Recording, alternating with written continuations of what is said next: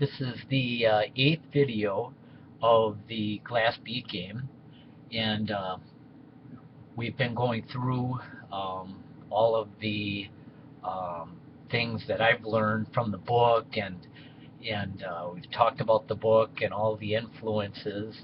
And in the last video, I showed you that I got a tattoo on my chest uh, showing my commitment and belief in the glass bead game. As it turns out, I published a book today. It's about 140 pages, and basically I wrote this book in 4 days on the glass bead game. Um, it is going in for publication tonight. Um, the cover is this image that's on my chest here, and I called it the House on the Hill. And what I was going to do is just read some of the um, excerpts out of the book that I put together, and I will post the entire text online on the website, the Metaphysics of Being. Um, I'll put the entire text on there. I have my first book on there, and I'll put this one on there as well. Um, so I will start reading here. So you get an idea of what this is about. This book is a compilation of the greatest minds and ideas of all time incorporated into one synthesis known as the glass bead game, located in the House on the Hill. It is a living I Ching in which to inspire future Magister Ludi, masters of the game, to create future artistic and intellectual thoughts of perfection. It not only seeks to answer the biggest philosophical question of all, why is there anything at all, but more importantly, recognizes that beauty is truth, truth beauty. The House on the Hill is an illusionary place where potential profound ideas become actualized and realized. It is the unification of philosophy, art, religion, quantum mechanics, science, music, literature, mathematics, and the mind merged into one collective system known as the glass bead game. It is my metaphysics of being. What does it mean to be truly free? So that is what is the general description of it, what's on the back cover. And what this book is really the history of metaphysics all into one book, a compilation and a reference book, really, of all of the great minds and all of the great philosophers and metaphysicians and physicists and great thinkers, musicians and so forth, artists, sculptors, writers, all incorporated into one book. And I've incorporated mostly their writings and their thoughts into the book. There's over 100 people that I've cited in my glass bead game here, my secret society, the House on the Hill, and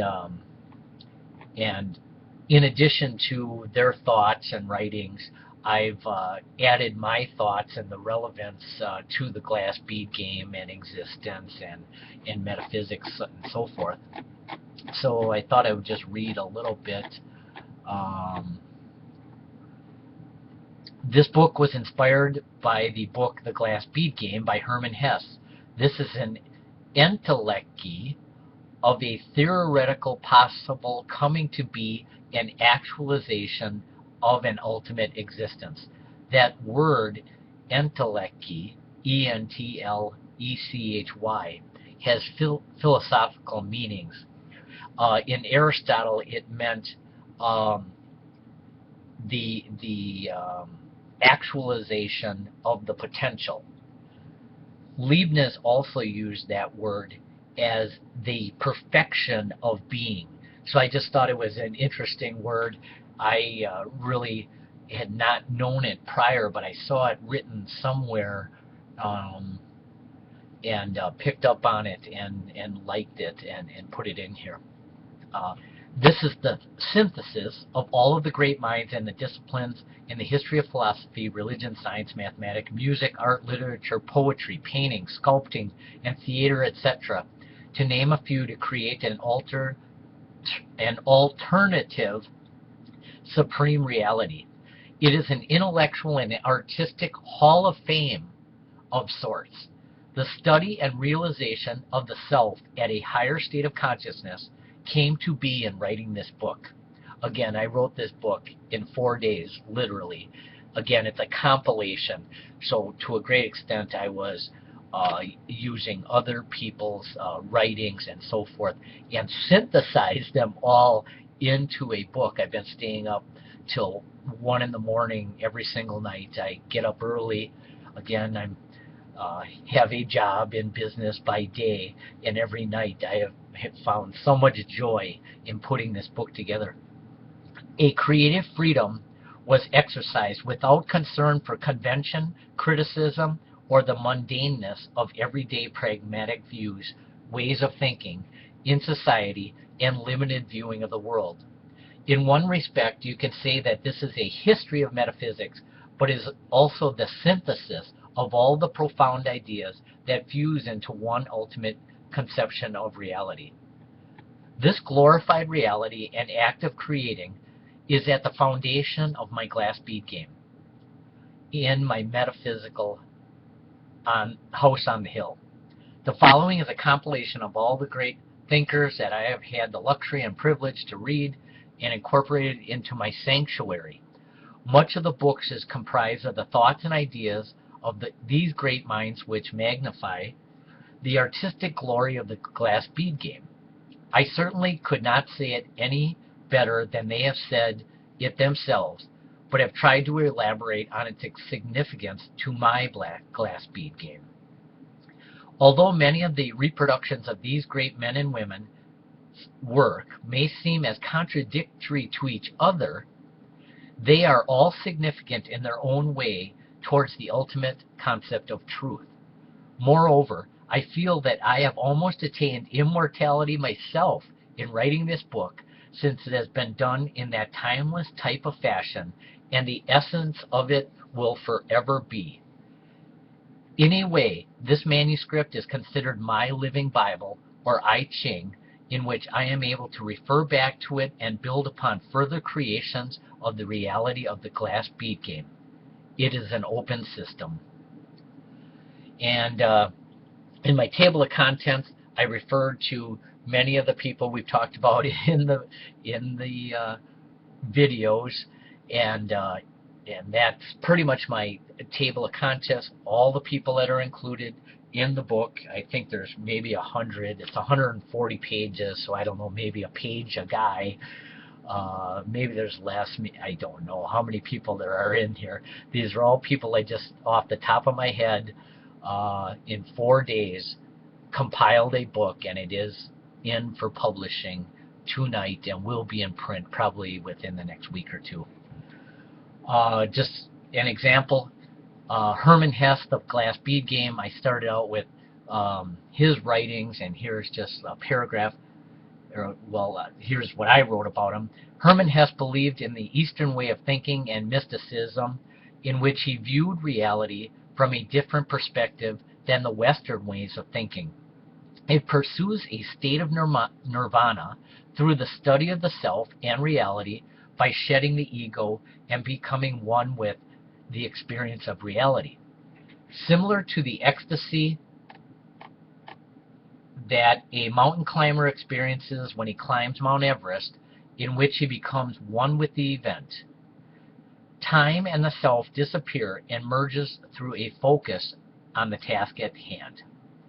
In the book, the setting of the glass bead game is a secret society called Castalia, where Joseph Knecht was able to study mathematics and music and pursue a higher state of consciousness. This was expanded to include all the disciplines in which Joseph Knecht was able to synthesize the history of all knowledge to create an ultimate reality. As it turns out, the game is in actuality real and is the study of himself and his journey towards a perfect existence. Many of his other novels, such as Journey to the East, Steppenwolf, Narcissus and Goldman, and Damien, were Hermann Hesse disguised as fictional characters in which he was able to live a life of fantasy in which he could seek immortality and self-discovery. The vision which Hesse puts forward in the Glass Bead Game inspired the creation of this book and many of the intellectual pursuits that I am currently seeking. It is a dance without the final destination on the dance floor being of any concern of mine. In effect, Hermann Hesse's novels synthesize my own thoughts into a clear path of seeking God within myself. It is my metaphysics of being. And then just read one of the examples of an excerpt from Hermann Hesse, and that's most of the book is excerpts of writings of other great minds. These games were little dramas in structure, almost pure monologues, reflecting the imperiled but brilliant life of the author's mind like a perfect self-portrait. So that's just an example of one of the things that Hermann Hesse wrote in the Glass Bead Game. Here's another one. The game as I conceive it, Knecht once wrote, leaves the player with the feeling that he has extracted from the universe of accident and confusion a totally symmetrical and harmonious cosmos and absorbed it into himself. Although we recognize the idea of the game as eternally present and therefore existent in vague stirrings long before it became a reality, its realizations in the form we know it nevertheless has its specific history. How far back the historians wish to place the origins and antecedents of the Glass Bead Game is ultimately a matter of his personal choice. For like every great idea, it has no real beginning, rather it has always been, at least the idea of it. We find it foreshadowed as a dim anticipation and hope in a good manner many earlier ages. There are hints of it in Pythagoras, for example, and then among Hellenistic Gnostic circles in the late period of the classical civilizations. We find it equally among the ancient Chinese, then again at the several pinnacles of Arabic Moorish cultures. And the path of its prehistory leads on through scholasticism and humanism to the academics of mathematicians of the 17th and 18th centuries, and on into the Romantic philosophy and ruins of Novella's hallucinatory visions. This same eternal idea, which for us has been embodied in the Glass Bead Game, has underlain every moment of mind towards the ideal goal of a university's Lyceum, every Platonic academy, every league of an intellectual elite, every rapprochement between the exact and the more liberal disciplines, every effort towards reconciliations between science, art, or science and religion. So there's a introduction to the book that I compiled in the last 4 days, and I'm very proud of this book. I don't think you could have a better book. Not that my writing is good or anything special. It's just the ideas are so profound to all be in one book. I really don't know if anybody could write a better book. House on the Hill, a metaphysical journey into the Glass Bead Game.